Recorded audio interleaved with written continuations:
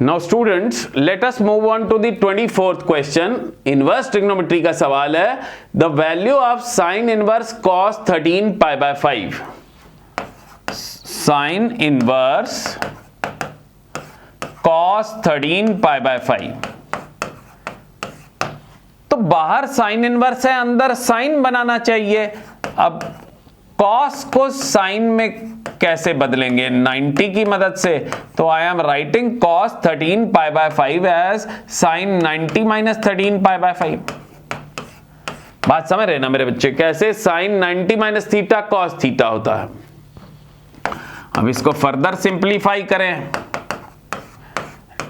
LCM 10 आ गया, यहां 5 गया और यहां पे कितना आ गया? 26।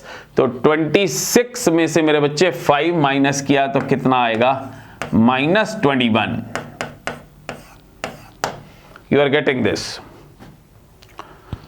5 माइनस 26। नाउ साइन के अंदर से माइनस बाहर आ जाता है,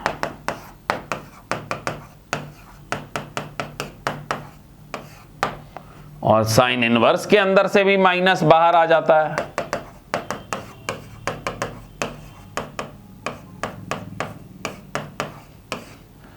अब साइन इनवर्स साइन आप कैंसिल करेंगे तो 21 पाई बाय 10 आ जाएगा, जो कि पाई से बड़ा है, और साइन इनवर्स की हैसियत नहीं है कि पाई से बड़ा ले। साइन इनवर्स की रेंज -90 से 90 होती है, तो इसको आपको छोटा करना पड़ेगा। You can write this 21 pi by 10 as 2 pi plus pi by 10. 10 to 20, 20 plus 1, 21 हो गया मेरे बच्चे। और sine 2 pi plus theta sine theta होता है। साइन इनवर्स साइन कैंसिल हो गए। अब आप काट सकते हैं क्योंकि रेंज के अंदर आ रहा है साइन की, क्योंकि 18 डिग्री है। तो इसलिए इस सवाल का आंसर -π/10 है मेरे बच्चे, -π/10। Let us see which option is this. तो B आंसर है इस क्वेश्चन का। So let us now move on to the next questions. अगला सवाल भी इनवर्स ट्रिग्नोमेट्री का है। कहा जा रहा है कि बताइए साइन इनवर्स कॉस इनवर्स से बड़ा है तो x किस इंटरवल में लाई करेगा। तो आसान सवाल है। कहा गया है कि साइन इनवर्स x जो है वो कॉस इनवर्स x से बड़ा है मेरे बच्चे। तो आप कॉस इनवर्स x को π/2 माइनस साइन इनवर्स x लिख सकते हैं। तो sine inverse plus sine inverse 2 sine inverse हो गया। ये 2 को नीचे ले आइए, इनइक्वालिटी को फर्क नहीं पड़ेगा। अब साइन इनवर्स एक इंक्रीजिंग फंक्शन है। जब साइन इनवर्स हटेगा दूसरी तरफ साइन लगेगा, तो यहां से x ग्रेटर देन 1/√2 आ गया। तो आप जल्दबाजी में 1/√2 से बड़ा आंसर मत लिख दीजिएगा, आपको डोमेन भी देखना होगा। साइन इनवर्स x का डोमेन और कॉस इनवर्स x का डोमेन क्या होता है? साइन इनवर्स x का डोमेन है -1 से 1, कॉस इनवर्स का -1 से 1। और एक बात यह है, तो हम कॉमन सॉल्यूशन निकालेंगे। -1 से 1 एक बात है, -1 से 1 दूसरी बात है, और ये कह रहा है 1/√2 से बड़ा, 1/√2 से बड़ा तीसरी बात है। तो एक बात, दो बात, तीन बातें, तो कितनी बातें? 3 बातें। तो ये कॉमन सॉल्यूशन आ रहा है मेरे बच्चे 1/√2 से 1।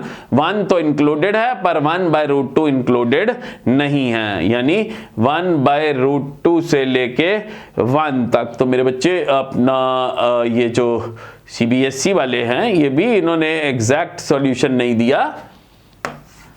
आंसर C है, पर 1/√2 पे ओपन आना चाहिए और 1 पे क्लोज्ड आना चाहिए, क्योंकि 1 भी हमारा सॉल्यूशन सेट में आप भर के देख सकते हैं। साइन इनवर्स 1 क्या होता है? π/2। कॉस इनवर्स 1 कितना? 0, और π/2 0 से बड़ा होता है। तो 1 हमारा आंसर भी होना चाहिए था। तो इस सवाल का आंसर मोरओवर C है। बात समझ गए मेरे बच्चे? आगे चलते हैं। मेट्रोसिस का क्वेश्चन है कि if A is cos alpha minus sine alpha, sine alpha cos alpha, और A plus A transpose identity के इक्वल है, तो अल्फा कहा जा रहा है। निकालिए। तो बहुत आसान है। हमें A मैट्रिक्स दी गई है, A में A का ट्रांसपोज ऐड करने को कहा जा रहा है। तो आइए हम कर लेते हैं। रादर मैं ऊपर चले जाता हूं। A मैट्रिक्स है मेरे बच्चे, A plus A transpose identity है। ए है हमारे पास cos alpha minus sine alpha और कॉस एल्फा, और ए का ट्रांसपोज क्या बनेगा, cos alpha minus sine alpha और कॉस एल्फा। और आइडेंटिटी मैट्रिक्स क्या होती है, 1 0 0 एंड 1। तो मेरे बच्चे ये क्या बन गया, कॉस प्लस कॉस 2 कॉस हो गया, साइन साइन कैंसिल हो गए, साइन साइन कैंसिल हो गए। तो यहां पर cos प्लस cos 2 cos हो गया इक्वल टू 1 0 0 एंड 1। तो कंपेयर करेंगे तो 2 cos अल्फा किसके इक्वल आ गया, 1 के। यहां से cos अल्फा 1/2 आ गया। तो एंगल कितना आ गया मेरे बच्चे, 60 डिग्रीज। तो वहां पे π/3 ये बिल्कुल सही जवाब है मेरे बच्चे, बी आंसर है। अगला प्रश्न है कि इस डिटर्मिनेंट का क्या आंसर होगा। तो मेरे बच्चे बहुत आसान है। अगर आप पैटर्न नोटिस करें, R1 में R2 R3 ऐड करेंगे तो ये 3y प्लस k आ रहा है। अगर मैं रो 1 में रो 1 रो 2 और रो 3 ऐड कर दूं तो 3y प्लस k, तो फर्स्ट रो के सारे एलिमेंट्स बन जाएंगे, वो हमने कॉमन ले लिए। तो ये क्या बच जाएगा, 1 1 1 y और y प्लस k, और ये y और ये y और y प्लस k। अब अगर मैं कॉलम 2 में से कॉलम 1 और कॉलम 3 में से कॉलम 1 माइनस कर दूं मेरे बच्चे, तो ये 3y प्लस k और यहाँ पे 1y और y, 0 k और 0 0 0 और k। तो मेरे बच्चे ये लोअर ट्रायंगुलर हो गया। तो इसका आंसर होता है product of principal diagonal elements. तो k² into 3y plus k² into 3y plus k, which is D option.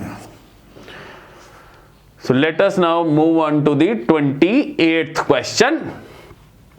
28th question क्या है मेरे बच्चे, 28th क्वेश्चन है कि A मैट्रिक्स हमें ये दी गई है और ये कह रहा है कि A is the adjoint of B।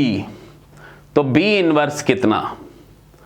तो हम एक काम करते हैं, ये ऊपर कर लेते हैं। उसने कहा कि A is adjoint of B, तो B का इनवर्स पूछा है। हम A मैट्रिक्स जो दी गई है हम लिख लेते हैं। A मैट्रिक्स हमें दी गई है 1 2 4 1 2 एंड 4, और मेरे बच्चे -2 -1 2 -2 -1 2 और 4 3 0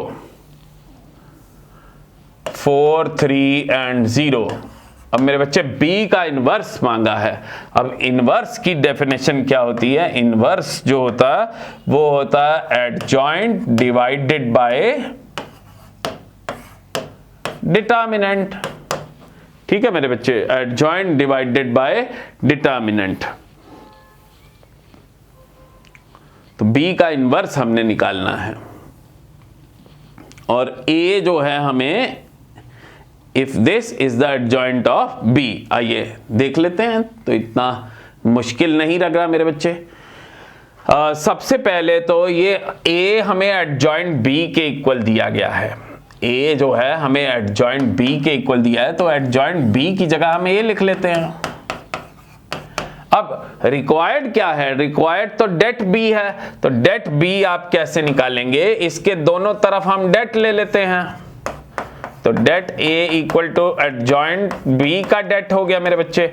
हम जानते हैं कि जो एडजॉइंट B होता है वो डिटर्मिनेंट B की पावर n-1 होगा। यहाँ पे n3 क्रॉस 3 है, n3 है रादर, ये डिटर्मिनेंट B का स्क्वायर हो गया मेरे बच्चे। अब हम फटाफट डेट निकाल लेते हैं A का। A का डेट क्या होगा, आप यहां से एक्सपैंड कर दीजिए कॉलम 3 से। कॉलम 3 से एक्सपैंड करेंगे 4, ये 4 प्लस 4 कितना हो गया 8 माइनस 3, ये गया 4 प्लस 8, ये गया 2 प्लस 8 दैट इज 10। तो मेरे बच्चे ये आ गया हमारे पास 32 माइनस 30 दैट इज 2।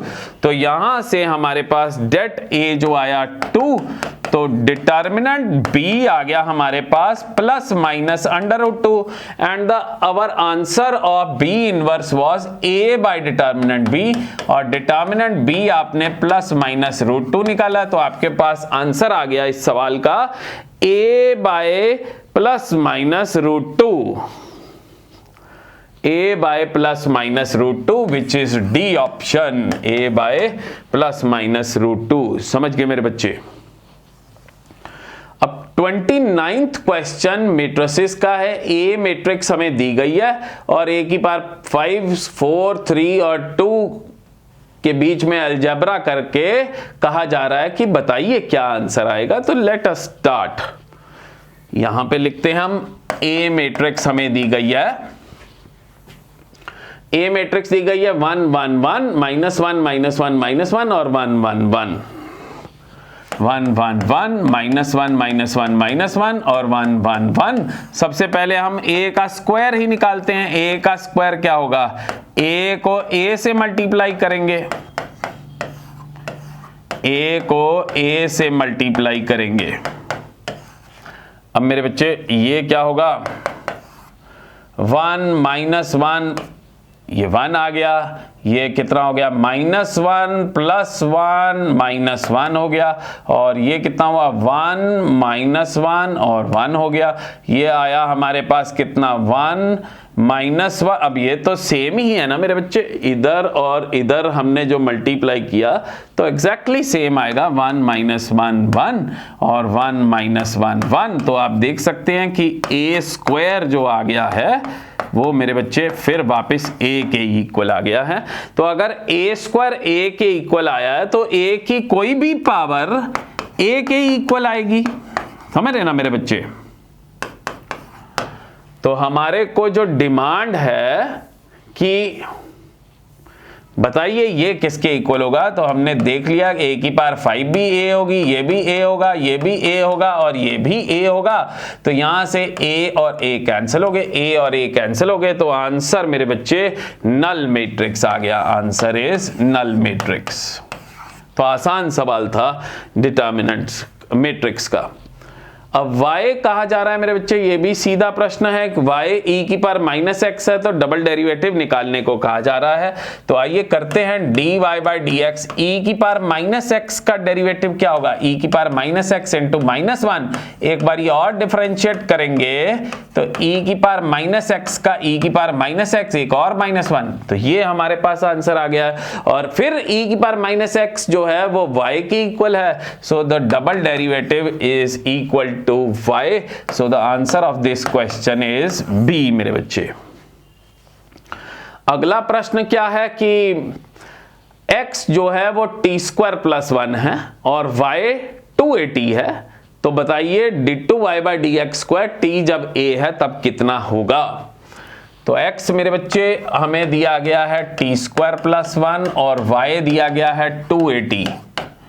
तो d2y/dx², तो पहले dy/dx निकालते हैं। dx/dt आ गया मेरे बच्चे 2t, dy/dt आ गया 2a, तो यहां से dy/dx आ गया dy/dt divided by dx/dt। dy/dt आपके पास 2a है, dx/dt 2t है, मतलब a/t आ गया ये हमारे पास। अब मेरे बच्चे उसने कहा कि d2y/dx² निकालिए, तो जब हम इसको डिफरेंशिएट करेंगे t की पावर -1 हो गया, तो ये -a/t² इंटू dt/dx आ गया। अब मेरे बच्चे dt/dx, dx/dt आपने 2t निकाला है, तो dt/dx आपके पास 1/2t हो गया। तो आपका आंसर जो आया है -a/2t³। अब कहा गया था जब आप d2y/dx² निकालिए तो लास्ट में t को a भर दीजिए। तो यहां पे जब हम t को a भरेंगे d2y/dx² में t को हम a भरने लगे हैं, तो ये आ गया -1/2a²। This should be our answer, -1/2a² मेरे बच्चे, ये हमारा आंसर है B। तो आसान प्रश्न था। अब अब हमारा 32nd क्वेश्चन है मेरे बच्चे, 32nd question. The function F X piecewise define किया गया है, पूछा जा रहा है डिफरेंशियबल 1 पे है कि कंटिन्यूअस 1 पे है। डिफरेंशियबिलिटी और कंटिन्यूटी की चर्चा चल रही है तो बहुत आसान है।